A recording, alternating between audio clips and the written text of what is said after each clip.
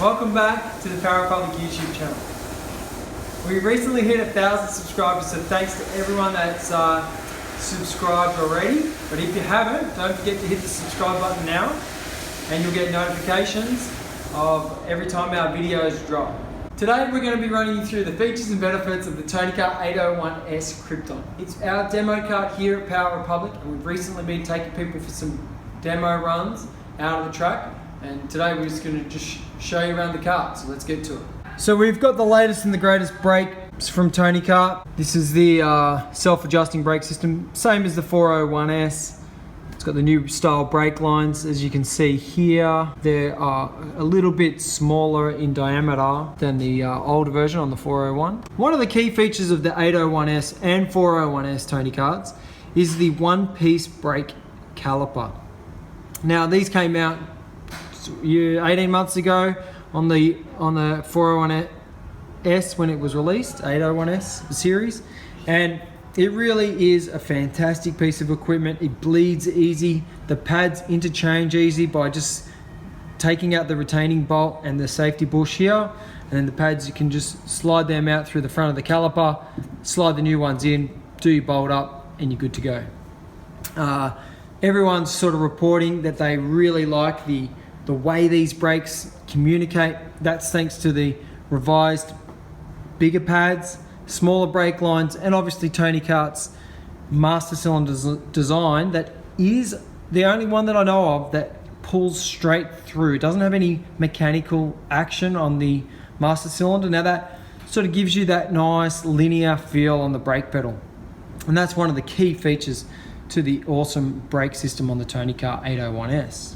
Also too, same on the 401S, we've got the new forged bearing cassette.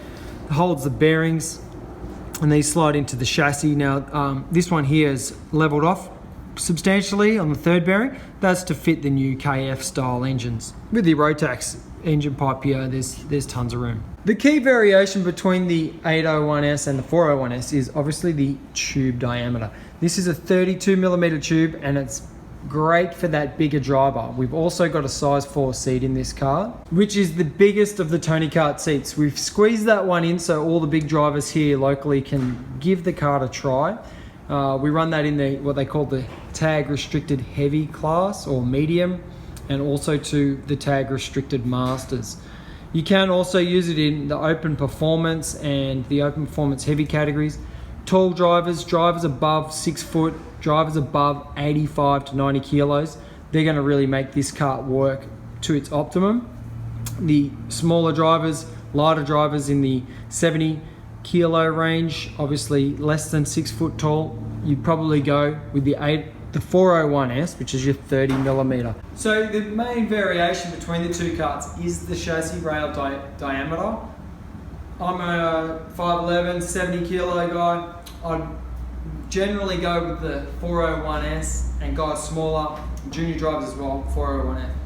Now we are demoing this. I did take it for a test drive yesterday. It was absolutely awesome. I couldn't believe it.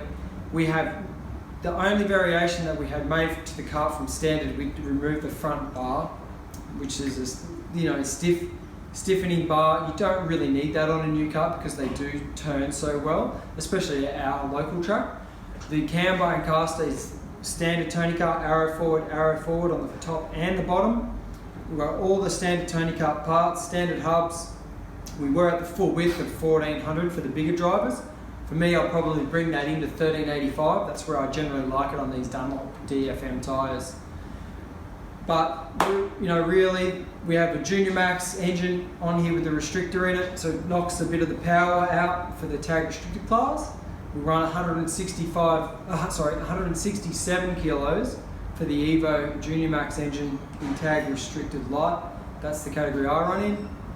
It's a fantastic club day class. It's not too serious. We've got like a medium grip tyre. The power is not radical. It's easier on the body. You still crank out pretty good lap times. A little bit slower than say like the open 125 performance category. Generally we're at 1.5 to 2 seconds slower per lap on a 50-second lap than the open version of this car with the high performance tyres and the full power of the Senior Max Rotax engine or the Iami X30 engine. So we've got the fancy forged Tony Kart brake pedal and accelerator pedal.